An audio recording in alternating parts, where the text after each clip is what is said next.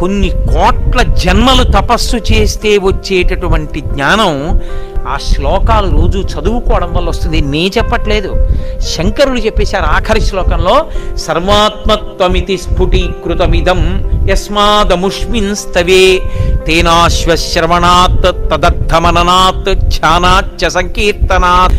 ఈ శ్లోకాల్ని, ఈ స్తోత్రాన్ని, దక్షిణామూర్తి స్తోత్రాన్ని ప్రతిరోజు ఎవరైతే చదువుకుంటున్నారో, చదవడం చేత కాని వాళ్ళు, చదువుకోవడం వచ్చిన వాళ్ళు చదివితే వింటున్నారో, విని ధ్యానం చేయగలుగుతున్నారో, ధ్యానం చెయ్యలేకపోతే కనీసం పఠిస్తున్నారో, వింటున్నారో, ఇలాంటి వాళ్ళందరికీ కూడా సర్వాత్మత్వమితి స్ఫుటీకృతమిదం, ఆత్మ అనుభవంలోకి రావడమే కాదు, దానితో పాటుగా సమస్త సిద్ధులు కూడా కలుగుతాయి.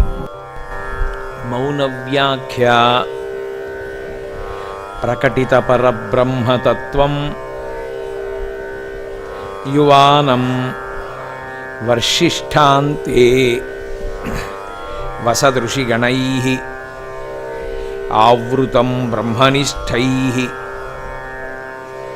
ఆచార్యేంద్రం కరకలిత చిన్ముద్ర ఆనందరూపం స్వాత్మారామం ముదితవదనం దక్షిణామూర్తిమీడే వటబిటపి సమీపే భూమిభాగే నిషణ్ణం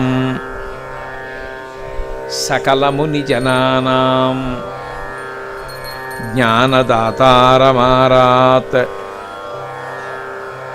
త్రిభువనగురుమీశం దక్షిణామూర్తిదేవం జననమరణ దుఃఖచ్ఛేద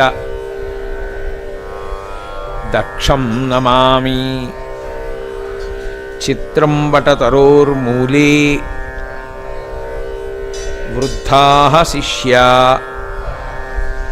గురుర్యువా గురోస్తు మౌనం వ్యాఖ్యానం